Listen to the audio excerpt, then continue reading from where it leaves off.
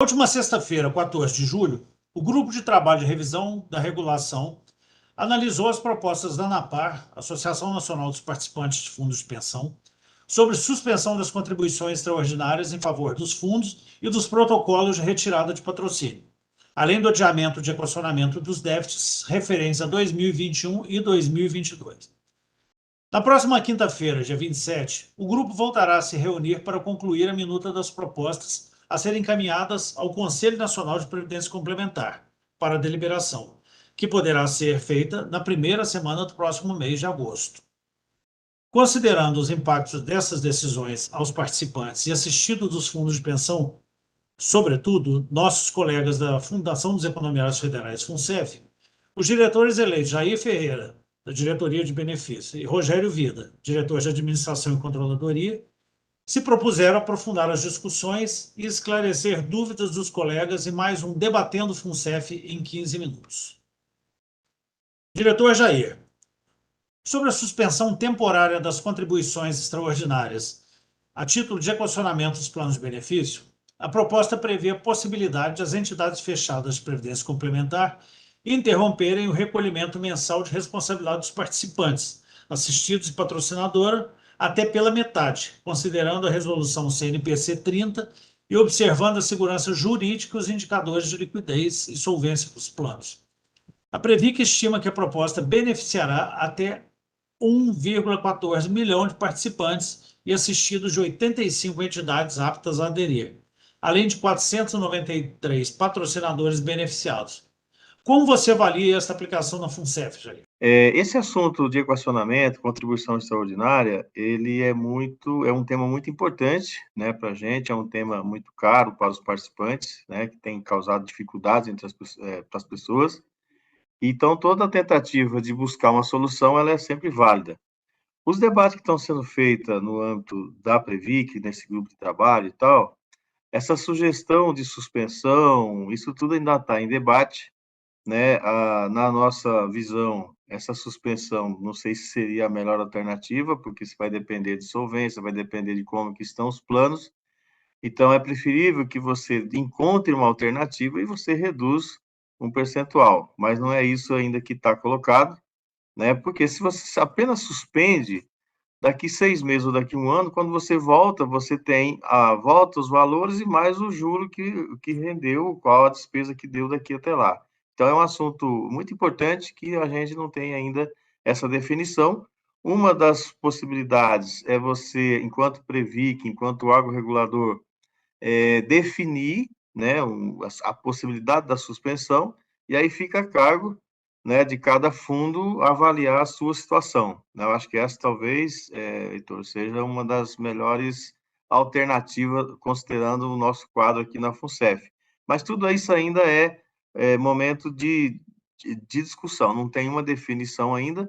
A situação da FUNCEF, enquanto plano, enquanto fundo recurso garantidor, ela é tranquila, ela tá bem, né? Daria para fazer essas modificações, mas aí tem que aguardar, porque de imediato eu acho que a suspensão pura e simples não é interessante. Talvez já buscar uma redução, alongar esse prazo, enfim, tem outras alternativas para diminuir o custo para as pessoas de imediato. Rogério, essa pergunta é dirigida a você. O superintendente da Previc, Ricardo Pena, ressaltou que o setor de previdência complementar está diretamente associado às variantes do cenário macroeconômico do país e, portanto, as discussões acerca da resolução CNPC 30 devem refletir sobre a real necessidade dos planos de equacionamento a cada exercício e se o tempo já não indicaria se o déficit se cristalizaria ou não. Como você reflete sobre essas ponderações no contexto da FUNCEF? Bom, Heitor, acho que assim, a fala do diretor Ricardo Pena, ela é extremamente adequada e necessária para compor todo esse debate do momento, né?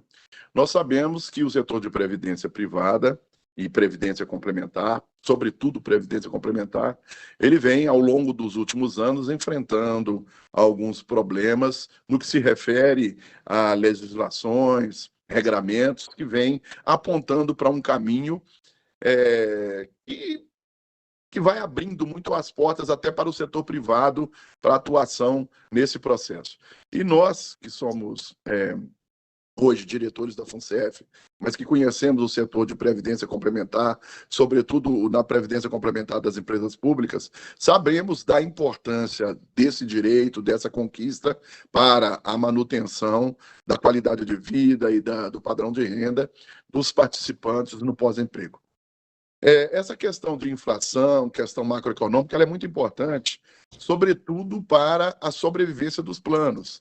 Porque se pensarmos que nos planos BD, as entidades de previdência têm um compromisso com o participante assistido em pagar a aposentadoria ao longo da sua vida e respeitando o salário que é o salário definido quando ele se aposentou, então o resultado macroeconômico do nosso país, ou enfim, de onde esteja localizado o fundo de pensão, ele é extremamente importante no resultado dos planos, né? E há momentos, principalmente onde você tem a economia estabilizada e os índices de inflação caem e a taxa de juros do país é uma taxa de juros mais adequada à realidade do país, uma taxa mais baixa, às vezes você tem dificuldade de remunerar o plano dentro da necessidade da meta atuarial daquele plano para poder prover o pagamento da aposentadoria.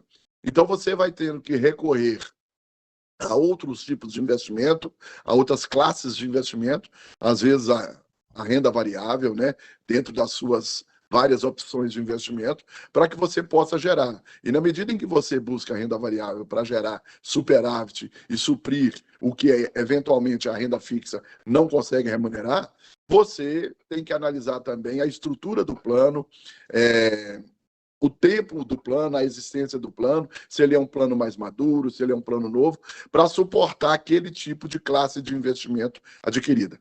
Então, quando a economia traz, ela se sustenta ao longo do tempo e ela é mais previsível, você consegue trabalhar a gestão da política de investimento de forma também mais previsível, de modo que você consiga imprimir nas decisões dos conselhos, nas decisões da diretoria executiva, aquilo previsto na política, mas em total harmonia com a necessidade dos passivos do plano.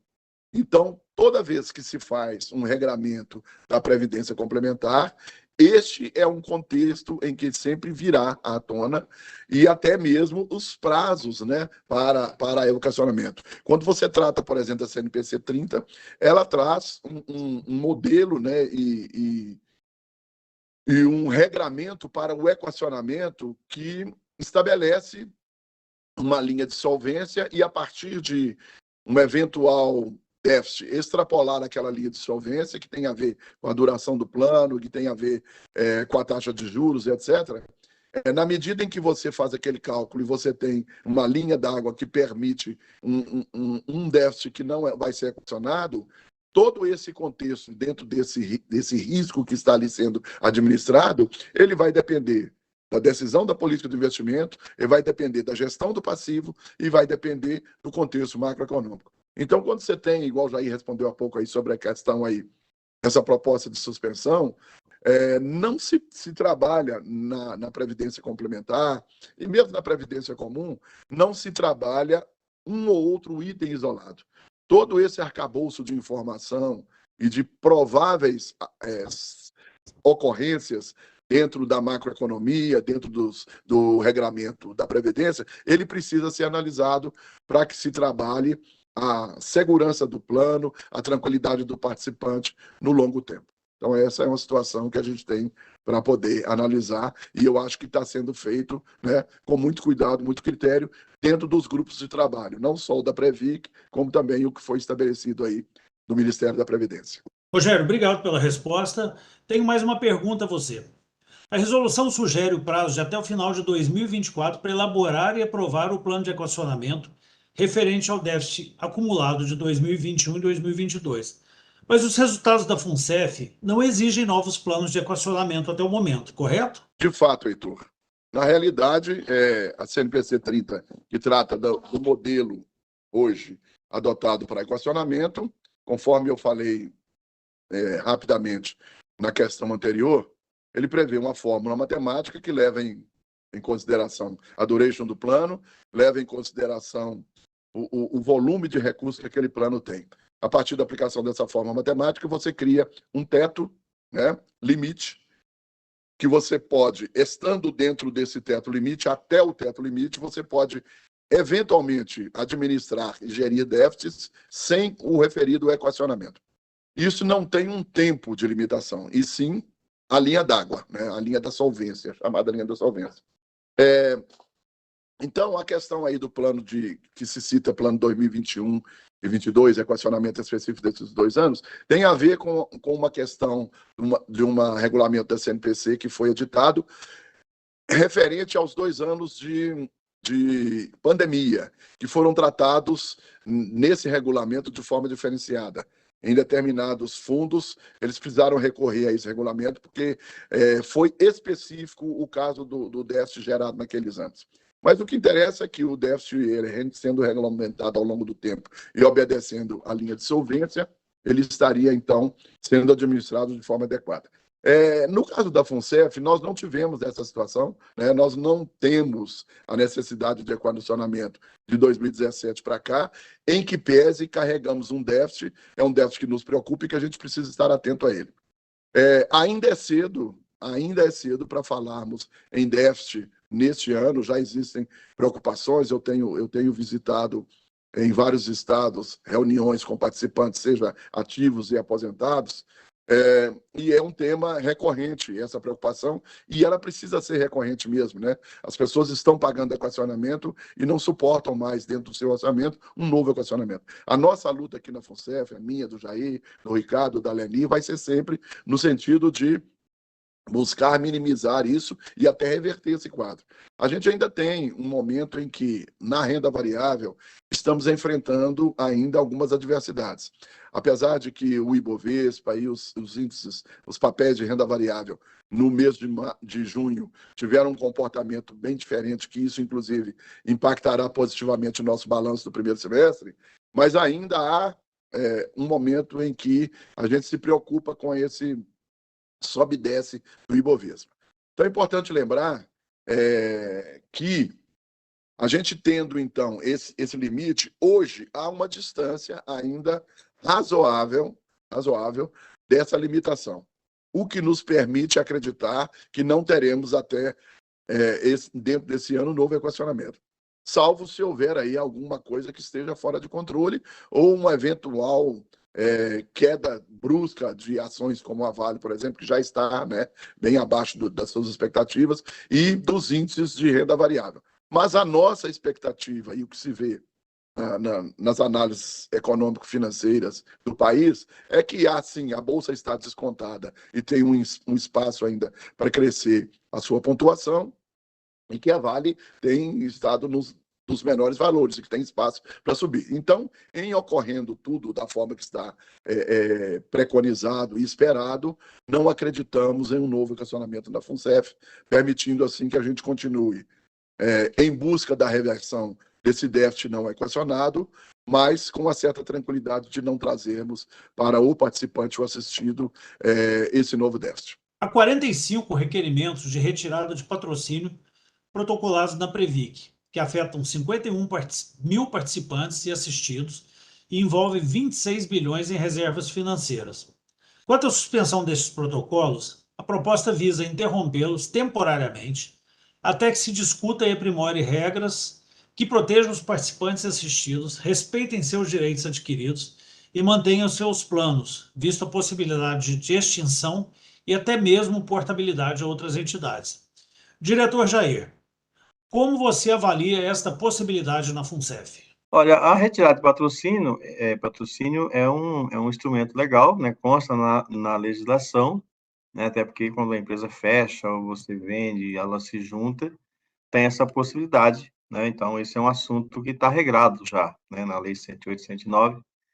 E só que esse assunto aqui para a FUNCEF, ele não está colocado, né? Até porque a patrocinadora nossa é a Caixa, né? Eu não vi até agora nenhuma movimentação nesses últimos tempos da Caixa de retirar patrocínio. Isso não quer dizer que nós não tenhamos que ficar atento, Então, o que está sendo debatido na Previc, lá no âmbito do órgão regulador, é porque muitas empresas, principalmente aquelas que são privadas, ou que foram terceirizadas, ou que foram vendidas, né, têm uma lista de pedidos para retirada de patrocínio.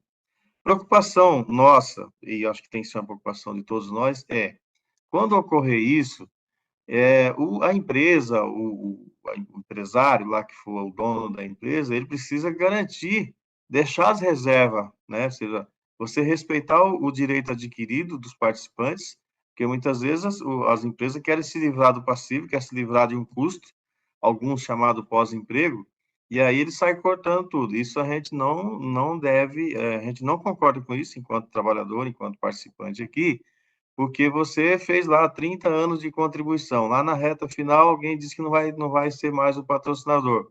Então, você vai arcar sozinho, né, com a possibilidade de risco. É porque quando as coisas vai bem, né, Heitor, ou seja, vai bem, tudo bem, mas quando dá problema, quando tem queda, igual o Rogério falou, a renda variável cai demais e tal, você pode ter déficit. Quando você tem o patrocinador e o regulamento geralmente vai a responsabilidade dos dois, você divide a conta, que é, no nosso caso, do equacionamento. Então, a retirada de patrocínio é um assunto muito importante, né? Eu acho que com esse debate que está sendo feito, você começa a dar algumas garantias, exigir do setor empresarial que garanta o direito adquirido das pessoas, para ele não largar o trabalhador a ver navios aí nesse momento. Sempre que eu falo ANAPAR, que é uma sigla, eu disse algumas vezes acima, né, que anteriormente, que é a Associação Nacional dos Participantes de Fundos de Pensão. Fazer uma correção. Na verdade, a ANAPAR é a Associação Nacional dos Participantes de Fundos de Pensão e dos Beneficiários de Saúde Suplementar de Autogestão.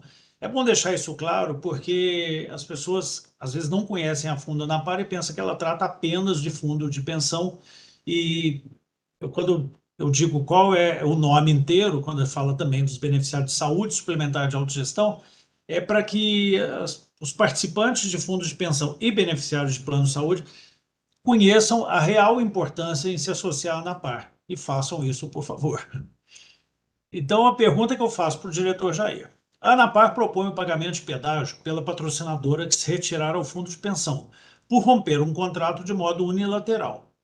O valor desse pedágio seria as contribuições futuras previstas no plano de custeio e uma sobretaxa na reserva matemática de 1% de juros. O patrocinador teria direito somente à parte dele no superávit a ser distribuído.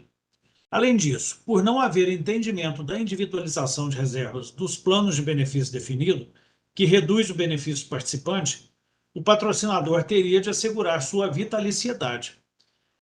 Jair, qual o entendimento seu sobre essa questão? Olha, esse assunto da retirada, né, acho que vai caber, nós vamos precisar nos debruçar bastante, porque nós podemos ter outras alternativas. O que nós estamos sugerindo eu posso fazer as antecipações. Eu sei que eu vou ter mais 5 anos antes de me aposentar, posso antecipar isso. O patrão, antes de retirar o patrocínio, ele pode fazer isso. Lógico que ainda é um assunto em debate, né? O que é importante a gente ter? Você tem um regulamento, você tem todo um regulamento, aí de repente as pessoas falam, não, você vai ficar sem esse benefício, né? Então, como é que eu me protejo? A proteção é você dar essas garantias. Então, se eu posso antecipar, se eu posso corrigir o saldo com taxa de juros, se eu posso fazer essa antecipação de futuras contribuições, eu estou dando já no início uma solução, né, Heitor, para o futuro. Olha, se lá na frente eu retirar o patrocínio, eu já tenho aqui, estou fazendo aqui essa reserva, né? A gente tem um exemplo do saldamento. Quem é que fez o saldamento? Olha, se vai acontecer isso lá no dia 31/8 de 2006, fez-se os valores e colocou lá. Então, isso também pode ser uma alternativa aí. Isso, primeiro que a gente não concorda com a retirada do patrocínio, mas como existe na legislação e há, em alguns momentos, essa necessidade ou a possibilidade né, o que nós temos que brigar, nós em ANAPAR e participantes, é que tenha que respeitar os direitos adquiridos dos participantes. Muito obrigado, Jair. Muito obrigado, Rogério. Obrigado pela participação no nosso Debatendo Fundcef em 15 minutos. Os participantes que nos assistem e aqueles que não puderam assistir, esse material será divulgado e haverá a informação de como acessá-lo. Possivelmente faremos também um resumo dele para que a gente apresente ele de forma gráfica, de forma escrita, para aqueles que desejarem, né? Agradecemos a todos por mais uma oportunidade de estar trazendo assuntos de interesse da FUNCEF aos participantes. Muito obrigado.